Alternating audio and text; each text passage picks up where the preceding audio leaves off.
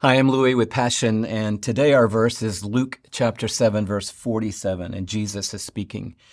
He says, "Therefore I tell you, her sins, which are many, are forgiven, for she loved much. But he who is forgiven little loves little." What Jesus is talking about is how our response to him in worship and gratitude shows the depth of which we understand his saving grace in our lives. To love him little, to worship him little, to be slightly moved towards him just shows that we didn't feel like we needed to be saved from very much.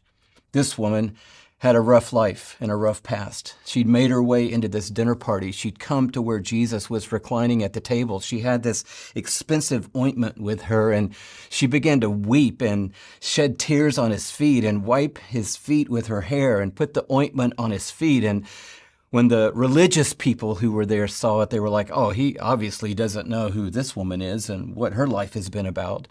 And then he tells them quickly, two people owed money to the same guy. One owed a little, one owed a lot. They both got their debt wiped out. Which one was more grateful? And they all spoke up and said the one who owed a lot was more grateful. And he said, exactly. And this woman, she's had a rough go of it. And now here she is with gratitude, recognizing who I am. And because of that, I am forgiving her sins, not because of her acts and her work. He says a verse later, your faith has saved you. But he said, this woman, she gets it. She knows that no matter how far you go, God's love goes further and it can reach you wherever you are. And when I see that and you see that, when we see that and receive that kind of grace, we want to respond to God with everything that is in our heart.